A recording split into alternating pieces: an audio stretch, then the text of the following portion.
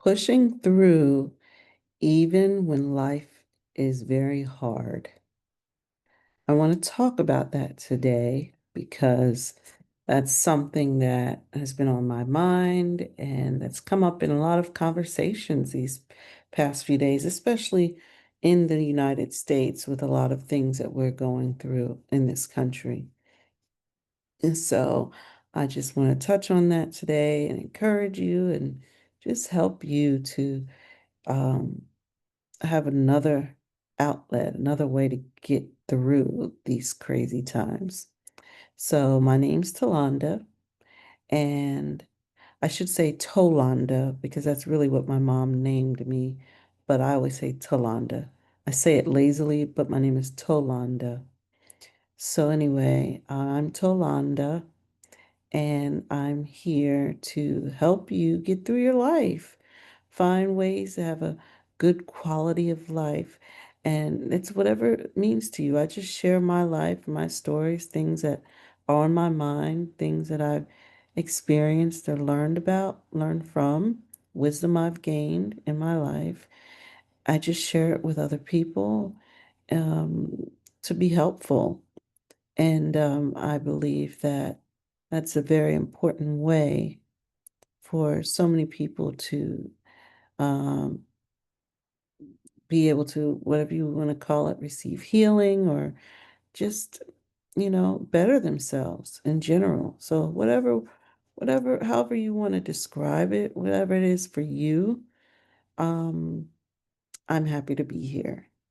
So join me as I just navigate through life and I talk about my experiences and I share about wonderful ways to help you to have a calm, uh, joyful, happy, just a high quality life, even in the midst of all this chaos. It can still happen. You just might have to work a little hard on your end, but it's possible. So you got to train yourself. Okay, so one way of training yourself is to not give up when tough situations arise. I'm someone who knows a lot about this because my life has uh, always been a, what's the word? A collection, I guess you would say, of obstacles. Nothing I have achieved in this life has ever been easy. I've always had to really work really hard and maneuver through things. That's why anytime I hear people, especially if it's somebody being racist and they're saying, oh, you didn't have to, honey, please. I worked hard for everything I got. Everything I have, every success I have is because of me and God, of course. Um, I believe in God. If you don't, that's fine too. I'm not judging you. That's just my personal feeling. Okay, so anyway, getting back to what I was saying, you know, I worked hard and everything that I do and everything I've done is because of me putting in the work. I've had a lot of obstacles in my life. Things did not come easy to me or me. I didn't have, money piled up or set aside by my parents for me to go to college and all that. I didn't have that kind of life. I had a good family, wonderful family, especially pretty much my extended family. Wonderful people who love everybody, and they really taught me how to love people for who they are and care about people, care deeply about people. So when people tell me, "Oh, you're such a caring person, you're so loving," that's because that's the family I was raised in. I come from a family of really loving, caring people, and that's just who we are. So, so it's always been on my heart to want to help people. That's just me. I think part of it is who I am as a person, but of course my family has nurtured that quality in me because I see how much they love people, from all over. It doesn't matter. Like I have one of those families where it doesn't matter who you are, where you come from, you're always welcome into our family, you know, always. And so we never had that issue. I see these things where people are, you know, having issues, particularly I'm talking about racism, because like in my family, child, we were Rainbow Coalition, everybody up in there. White, black, Hispanic, probably some Asian too. Anyway, I can't remember. But yeah, everybody up in there because we didn't care. We just loved each other. We just loved people. Everybody, it was just a mixed bag of beautiful people. And that's how it is. We're all family.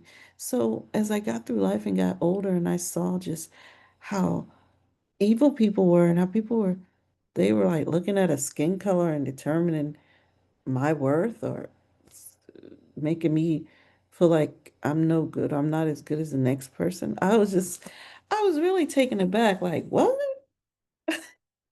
I just didn't grow up like that. I'm serious. I'm serious, guys. I did not grow up like that.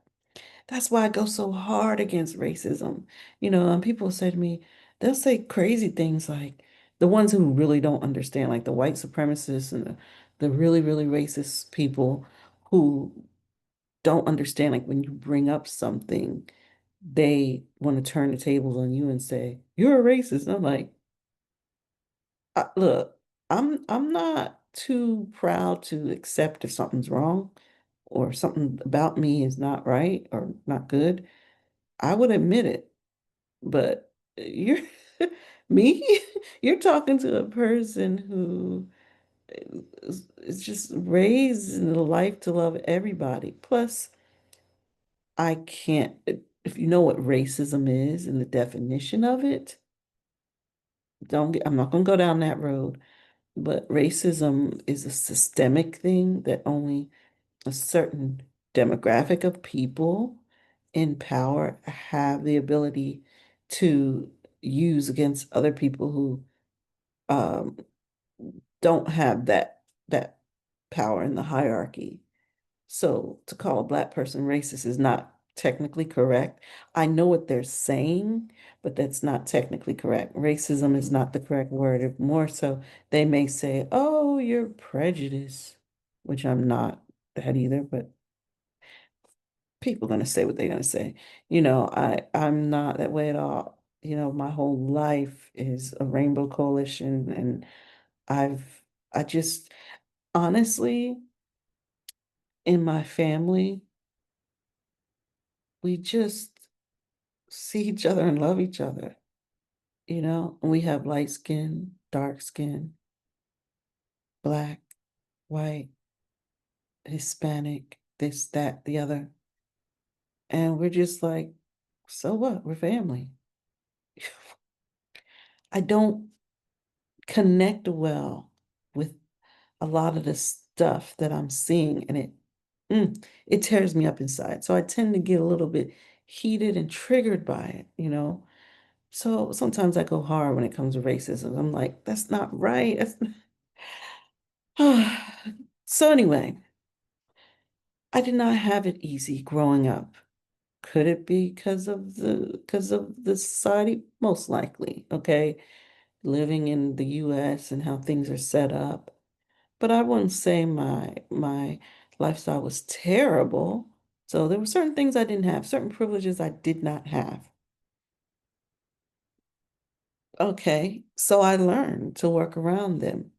And I remember having, I'm not going to say her name, but I had a best friend in, I want to say middle school. I think it was middle school. And she was a white girl and she was real smart. She's a teacher too, just like me. She teaches science. So if you're watching this, I might be talking about you, friend.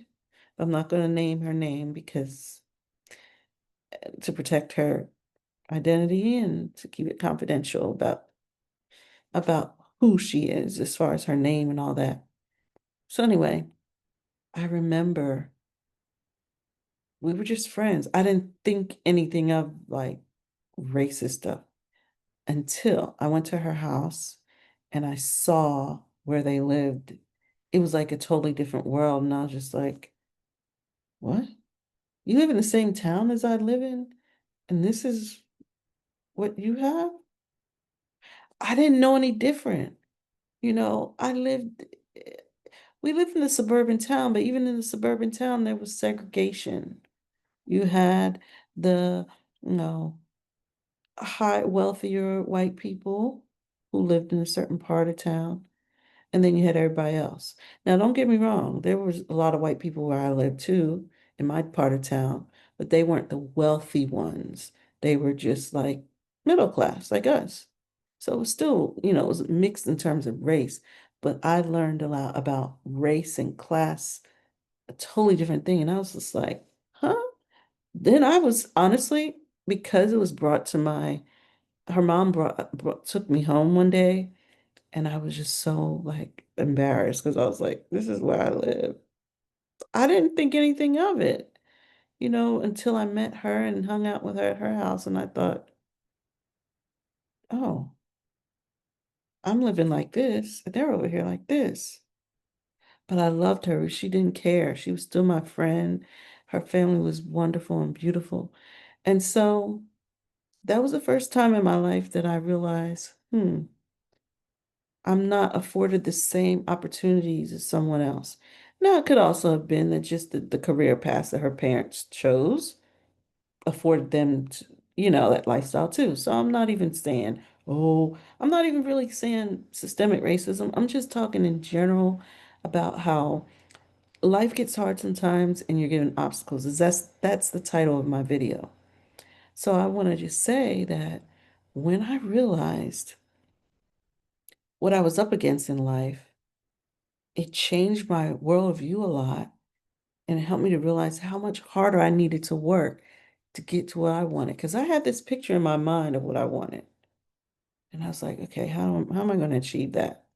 And I remember talking to some friends who they were not friends.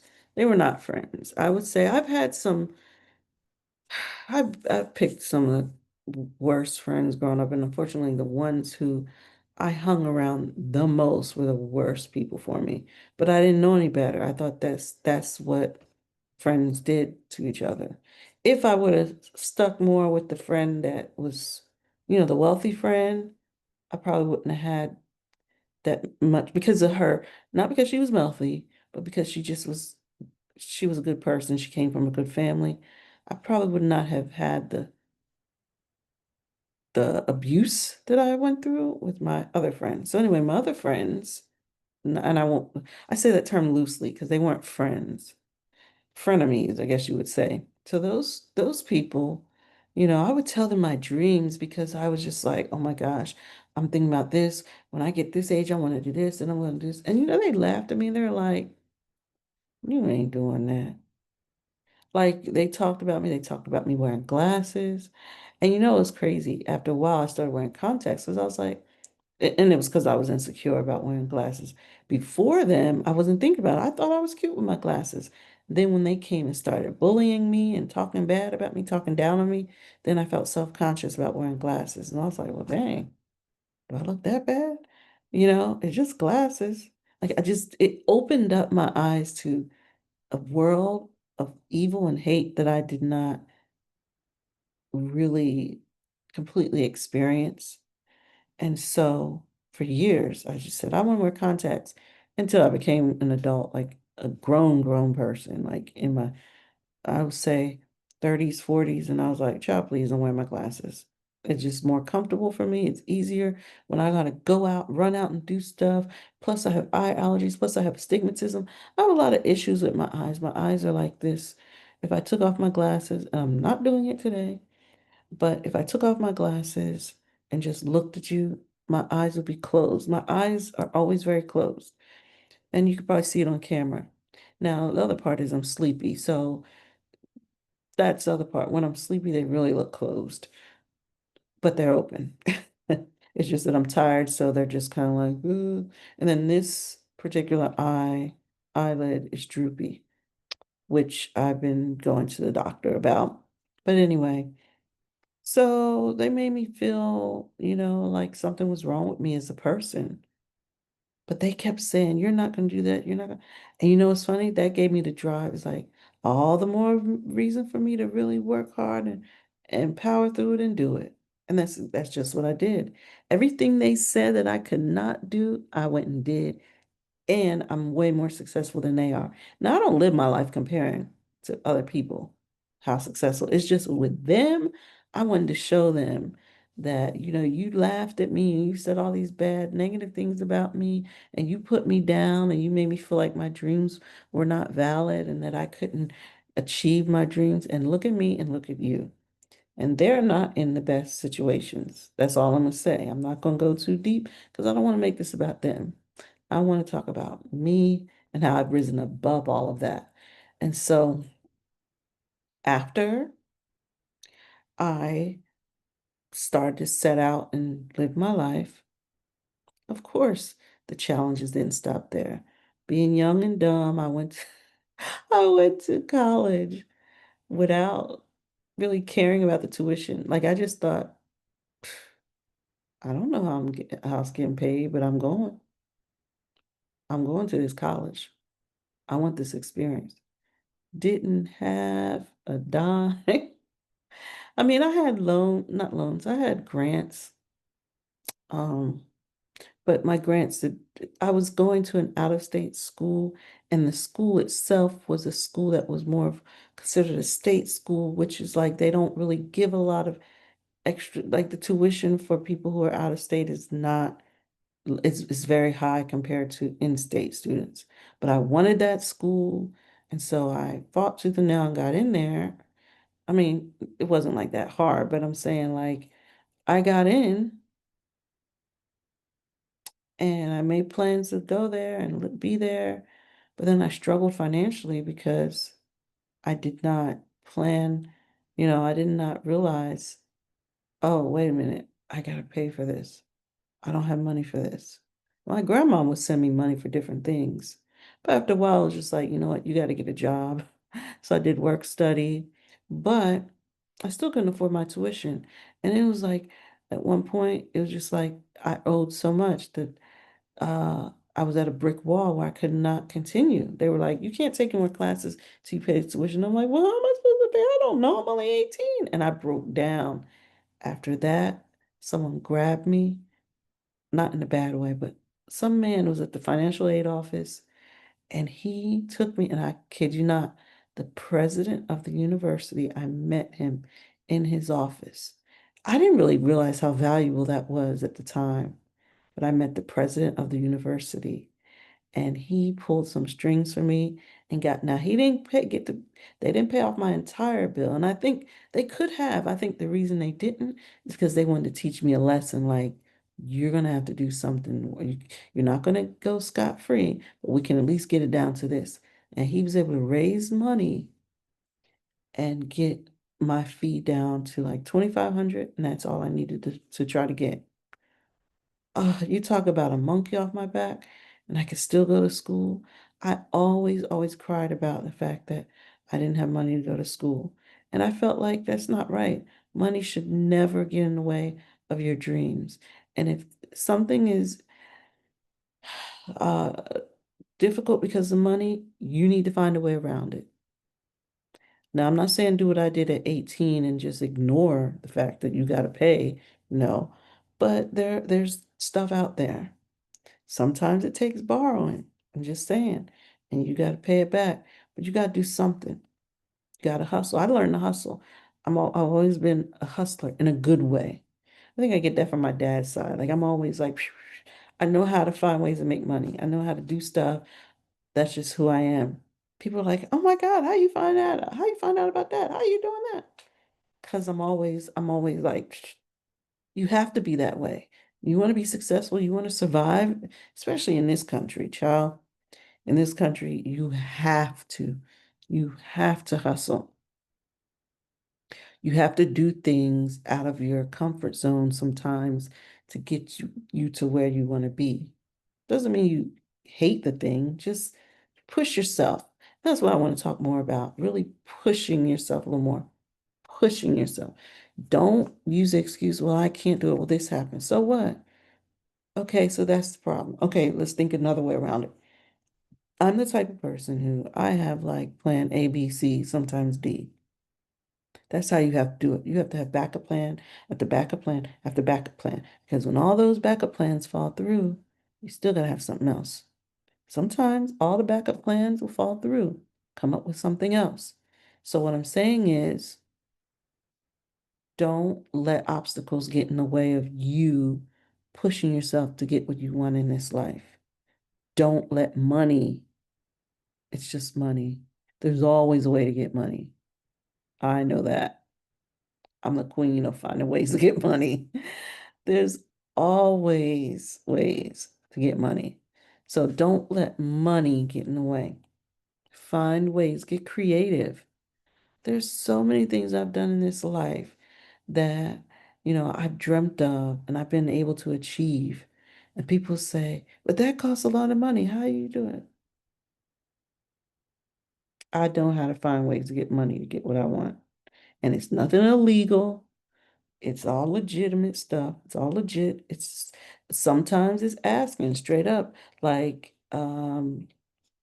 for example, a lot of people don't know, but our first adoption, we because we are an adoptive family, our first adoption was funded by a very popular restaurant chain, and my husband worked for them. And so I got the bright idea, you know, we need to raise money for this adoption. Now, I was able to get like a little loan too, but I still was kind of short. I can't remember the situation. And so guess what I did? I wrote a letter to the owner of the company asking, and we got our money. We got we got our adoption funded.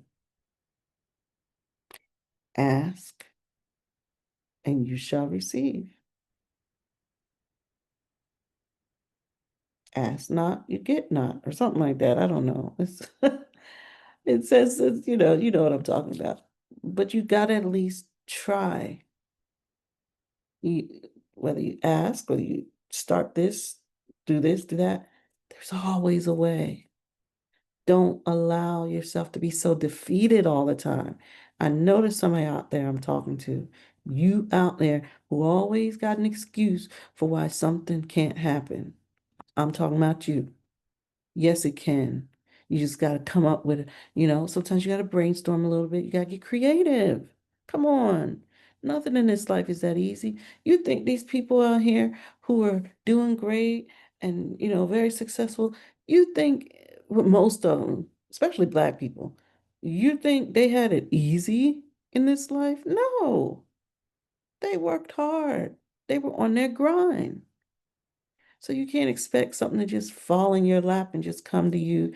No, no pity parties. Yes, you can, I'm not saying don't cry. You have your moment, wipe your tears, dust your shoulders off, and get going. We don't have time to be sitting sulking in our misery or our hopelessness or sadness about how stuff is hard. Life's been hard, especially if you're Black. I'm sorry. I'm not trying to knock anybody else, especially if you're Black in this country, in the USA. Life is hard, and you have to do a lot of things to um, get around a lot of roadblocks they're going to throw in your way. They're always throwing some a monkey wrench. Pew, pew, pew. I had that all the time. There's so many stories I could tell you guys about how I've had stuff, darts just thrown, and I've had to be like, and still came out victorious. You hear me? So I'm telling you, don't let yourself be defeated. Stop giving up. Stop giving up. I'm talking to you who always like to give up. Every time something times get hard, you don't want to push yourself. You get too sad. You stay and don't stay stuck in that. Because guess what? It's right here. You might be right here, and the thing you're trying to get is right here.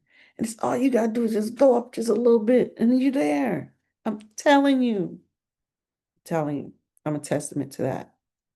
And I'm not exactly where I want to be in certain aspects of life. I mean, I have a good life, But, there are certain things financially I want to do, a certain place I want to be, and I'm going to get there. I'm determined. I will get there. I'm not going to let stuff distract me. I'm not going to let bad people, evil people, bad situations distract me. I'm going to stay focused. They hurt your feelings, blah, blah, blah. That's what they do, especially in the USA. Look what's going on around us right now in the USA. Are you going to bask and sulk, not bask, sulk in the fact that this man and his means are running around tearing up everything and making it hard for us in this country? Are you going to, how does that help you?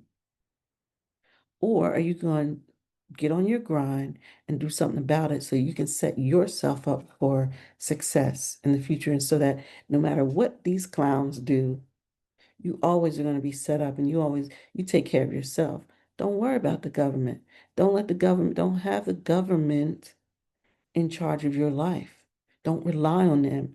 That's what I'm trying to do. That's what I do now. I don't let the government, uh, I don't rely on the government. People say, oh, you can, you know, uh, there's other things, like there's something I could have applied for one of my children who could use, like, I would say possibly disability services. I don't even want to deal with them, to be honest. Plus, that particular child is doing well, and the type of private stuff that we do privately in private sector with him it's fine. I'll be fine. That child will be fine. So I'm not even, honestly, I'm not really focused on all the bad stuff they're doing because it's always going to be bad people out here doing bad stuff, making it harder for others in life because they're selfish and they have evil motives. That is the way it is in this life. What are you going to do? Because sitting around whining and crying about it it doesn't help anything. I mean, yeah, you feel bad, have your moment, but then you got to move on, or else you're going to still be stuck in the same situation you've been in. And it's going to be worse for you, and you're going to be even more depressed because you're going to be helpless. You're going to feel helpless. You're not going to have any recourse. You're not going to have any, what do you call it? Way out, no escape route because you're too busy getting caught up in all the crazy bad stuff they're doing. Let them do what they're doing. It's okay. I don't love it. I will do whatever I can that's within my power to work to help everyone get those people out of office when the time is right. But I can only do so much. I'm just little old middle class me. What am I going to do? You know, it's going to take a lot of us as a collective to do a lot of things. So, me getting caught up in that and being stressed out, what's that going to do? I just do the best with what I got, try hard, and do my part, and then we'll see what happens. And if it doesn't, I got another backup plan. Hope this helps. This is a very long video, but I feel like it's needed to be said because a lot of people out there are stuck in their misery and in their sadness of what's going on around them. And I get it, but we got to get out of that or you're not going to survive inside. And then it's going to spill into outside. Get, lead them, lead them folks, because guess what? Guess what? Nothing lasts forever. That's all I'm gonna say. There's something else I want to say, but I'm just gonna leave it at that. Hope this helps. Like, comment, share, all those good things. And I hope you sat long enough for this video because this is really important information and I want you to get it. And I'm just talking from the heart. Make it a wonderful day, and I'll talk to you next time.